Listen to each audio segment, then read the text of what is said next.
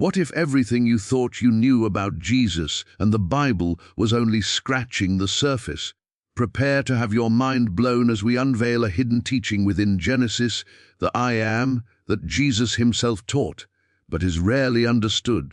This isn't just a theological discussion, it's a profound blueprint for unlocking abundance and understanding your true divine identity. We're talking about Genesis, the opening chapter, and we're talking about what Jesus really meant when he dropped those two atomic words, I am. We think it's just his name, like a spiritual name tag. Hi, I'm Jesus, I am. But hold up. What if he wasn't naming himself? What if he was unlocking you? What if I am is the secret Genesis code, the exact same creative power that spoke light into the dark, and Jesus was like, "Here, human. This is your user manual. This is your native software. We've been walking around with $1 billion spiritual processor in our chest and using it to calculate tips and stress about traffic. It's insane. So buckle up. We're going back to the very first page, to the original blueprint, to crack a code so ancient, so powerful, that it makes all the rules you think you know just evaporate. You think you know the I am? Friend, you haven't even scratched the surface. And by the time we're done, you're going to look at your own life in a way that will change everything. And if this hits you right, if this starts turning a key somewhere deep inside, don't let the signal fade. Like the video, drop a 777 in the comments if you're ready for the deeper mystery, and subscribe, because next time we're going into the void, and that's where things get real. So let's crack this thing open.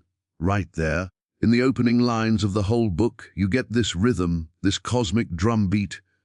And God said, "Let there be light. Let there be a firmament." It's all about the speaking, the word. But here's the kicker: who's hearing it? If you read it like a story happening way out there, up in the clouds, you miss the whole point. You become a spectator to your own creation story, and that's exactly where the trap is. The magic, the radical shift, happens when you stop reading Genesis as ancient history and start feeling it as present tense instruction. In the beginning means right now, in this very moment of your awareness. God isn't a distant figure with a white beard. That's the cartoon version. The God in that first chapter is pure, unformed potential, and then it speaks, it declares, I am this, I am that, liven, earth. Every single let there be is an I am moment. Now fast forward to Jesus in the Gospel of John. The religious leaders are all up in arms, and he drops this bomb. Before Abraham was, I am. They picked up stones to kill him for that, not because he was claiming to be older than Abraham, but because he was hijacking the most sacred, unutterable name from their scripture, the great I am Tit I am from the burning bush. He wasn't just saying he was that, he was saying the very principle of I am was standing right in front of them, alive and in motion. He was embodying the truth of Genesis. That I am is the creative substance of all that is. But here's where we get it twisted. We make I am his special title, his exclusive VIP pass. We worship the guy who pointed at the water, and we completely forget to drink. We put his name on the I am and frame it, and in doing so, we disconnect it from ourselves. We make it a religious trophy instead of our spiritual tool. That's like getting the sacred, all-access password to the universe and then just writing it on a plaque to hang on the wall, never using it to log in. Your I am is not your name. It's not your personality, your job title, your past mistakes, or your future worries. That's all the story that comes after the beginning. Your I am is the blank page before the story starts. It is the silent, aware space within you that reads these words right now. It is the very ground of your being, from which every single one of your thoughts, feelings, and experiences arises. When you say, or I am successful, or I am afraid, you are attaching the infinite power of your I am to a temporary passing condition. You are in that moment creating your own personal genesis of limitation. You are speaking a let there be into your own world, but you're speaking it for lack, for fear, for separation.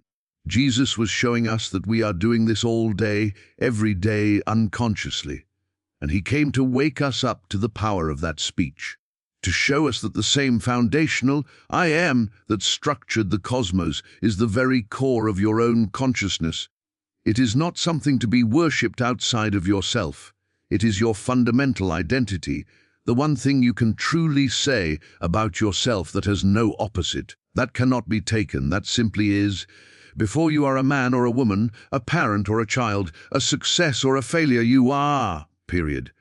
That is your Genesis identity. When you begin to feel that, to peel back the layers of who you think you are, to rest in the power of what you are, everything changes. You stop begging a distant God for things, and you start realizing you are the very place where God, as infinite possibility, shows up. And that right there is the game changer.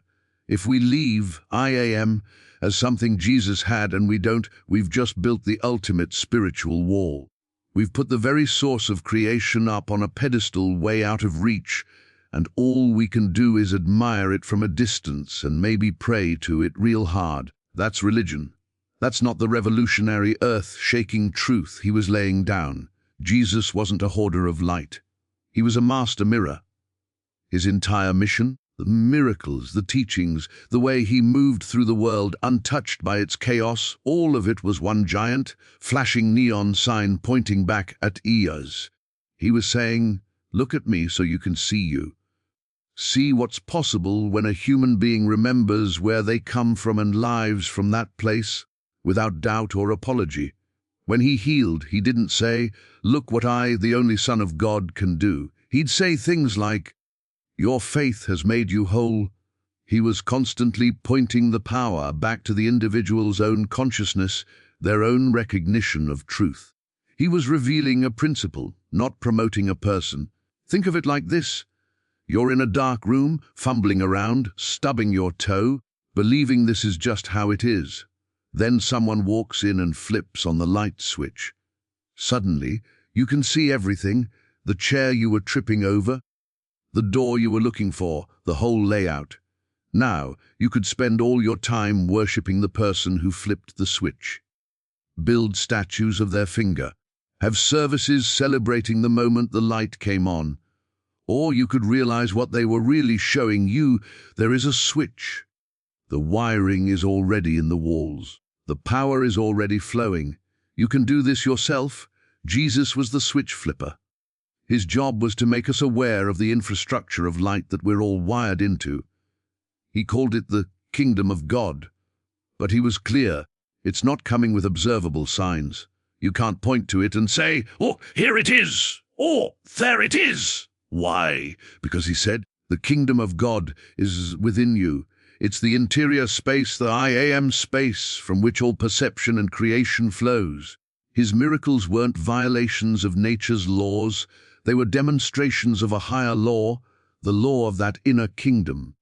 He walked on water not to show he was special, but to show that the consciousness rooted in the I am is not subject to the world's definitions of what's solid and what's not. He was revealing the capabilities of a consciousness that knows its own divine source. So when we make him the sole proprietor of this power, we miss his entire message.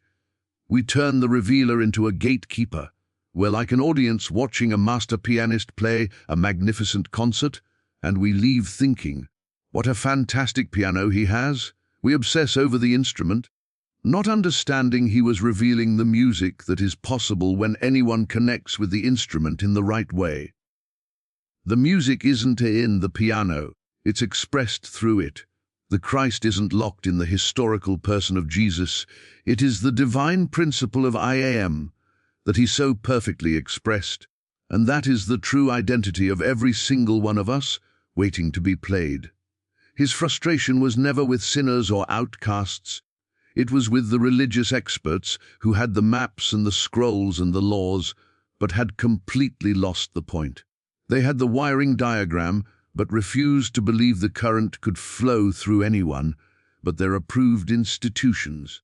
His whole ministry was an open invitation to stop looking for the living among the dead rules and to start feeling the aliveness of the I am within your own being.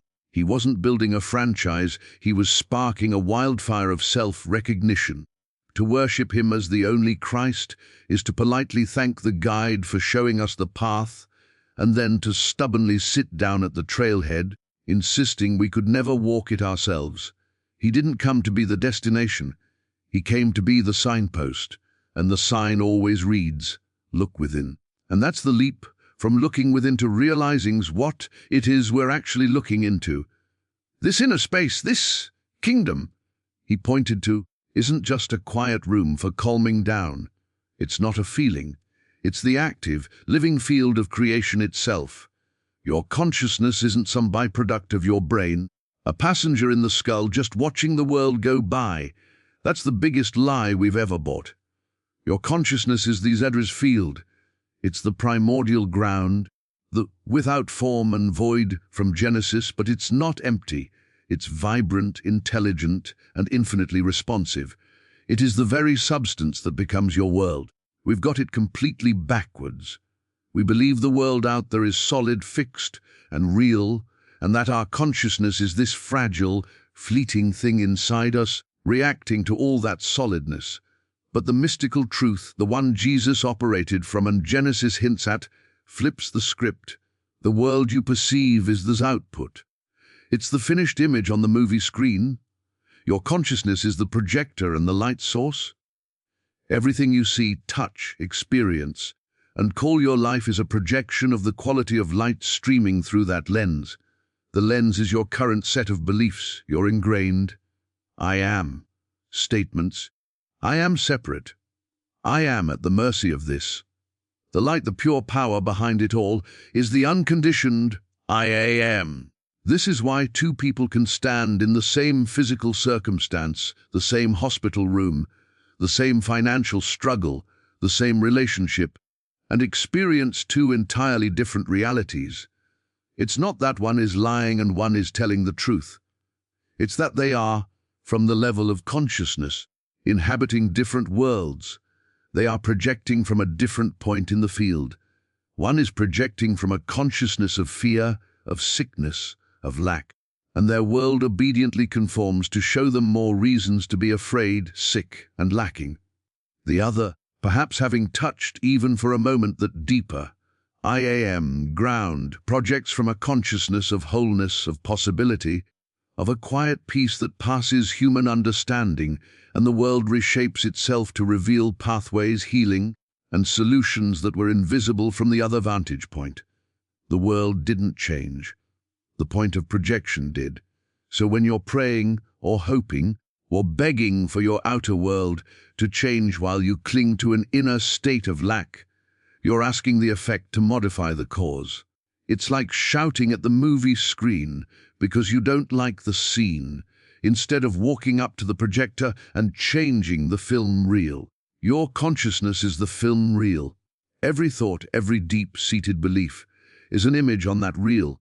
The I am is the light that brings it to life on the screen of your experience. Jesus understood this at a level so profound it looked like magic.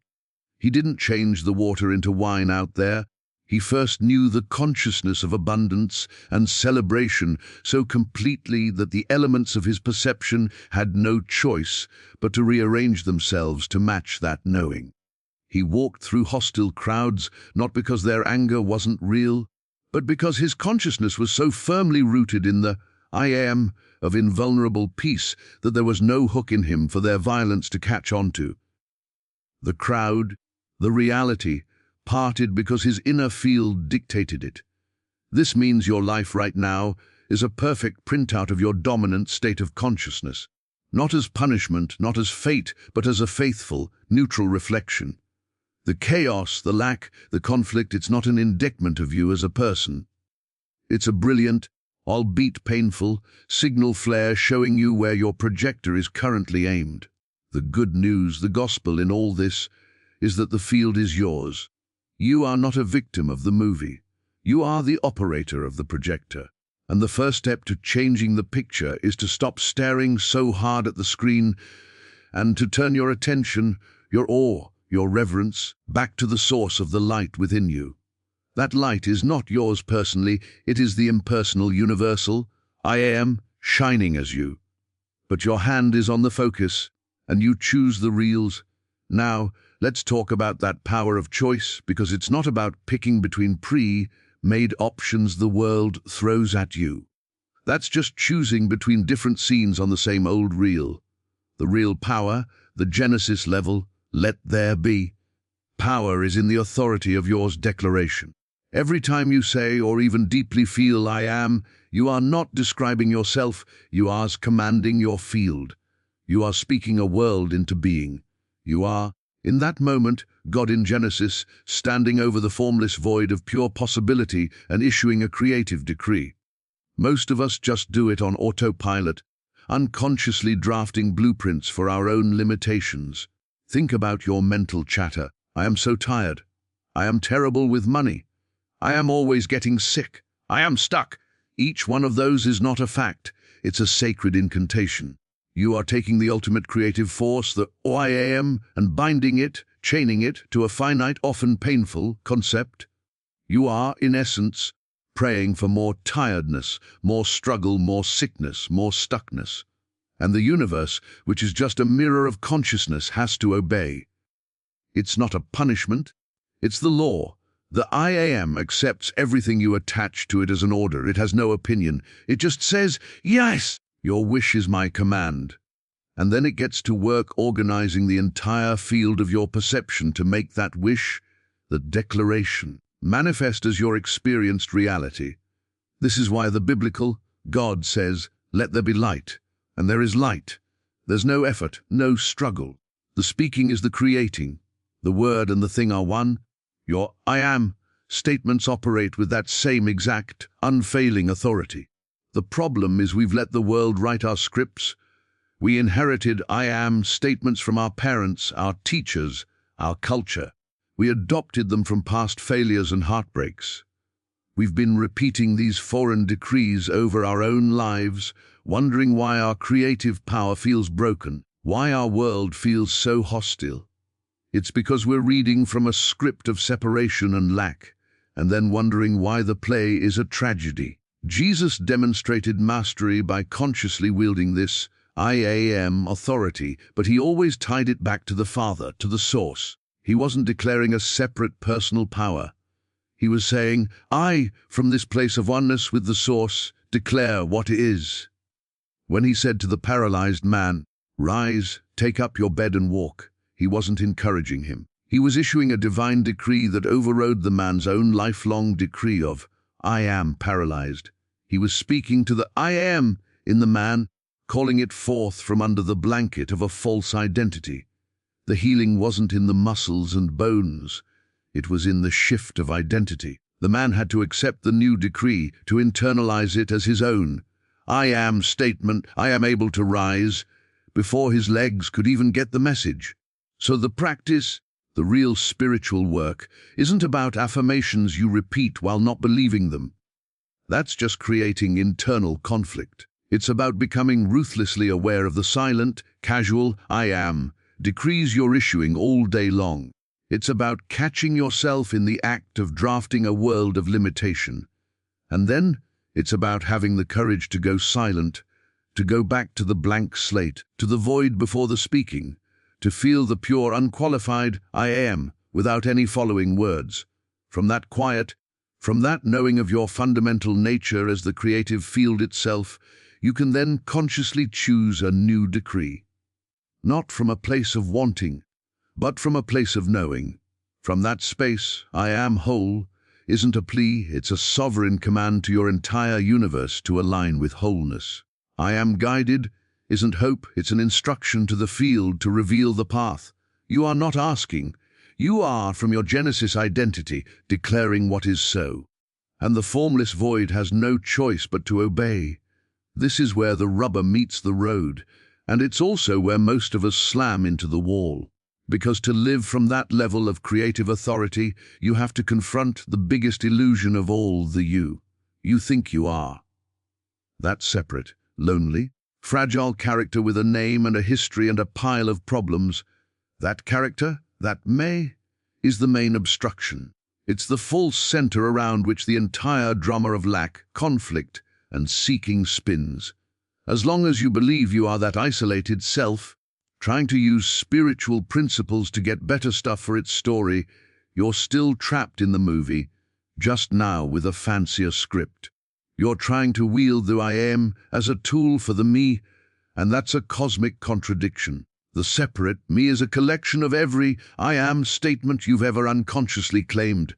It's I am John, I am a father, I am an accountant, I am worried about my bills, I am the one who was hurt in 2010. It's a dense bundle of stories, reactions, and identities, and it feels incredibly, undeniably real. But from the vantage point of Genesis, it's part of the creation, it's part of the light, the firmament, the beasts of the field. It is not the creator. The tragedy of human experience is that we, the conscious awareness, have identified ourselves entirely with one character in the play. We've forgotten we are the screen, the light, and the capacity for the play itself. We think we're Hamlet, desperate and soliloquizing, when we are actually Shakespeare. Jesus' most challenging teachings all aim at this erasure. He who loses his life for my sake will find it. He's not talking about physical martyrdom. He's talking about the loss of the false, constructed self, the me, to reveal the true, I am life. Deny yourself, take up your cross and follow me. The yourself. To deny is the separate self. The cross is the total crucifixion of the belief in that identity as your reality. Follow me means follow the path of living from the Christ, the I am principle. Instead, he called the devil the father of lies, the fundamental lie, the lie of separation, the insistent whisper that says, you are on your own, a skin-encapsulated ego in a hostile universe, and you must protect, defend, and gratify this self at all costs. Every fear, every judgment, every resentment is a brick in the wall of that separate me. So the spiritual path isn't about improving this me, making it more spiritual, more loving, more successful. That's just redecorating the prison. It's about seeing through its utter insubstantiality. It's about noticing that all of its dramas are based on past memory or future projection, and that in the pure present now, the I am, without words, it doesn't exist. In moments of sheer awe, watching a sunset, being completely absorbed in a task, feeling overwhelming love, the me vanishes. And what's left? A vast, peaceful awareness. That's the clue. Your true self isn't something you build, it's what remains when you stop building the false one. This is the dying daily Paul talked about.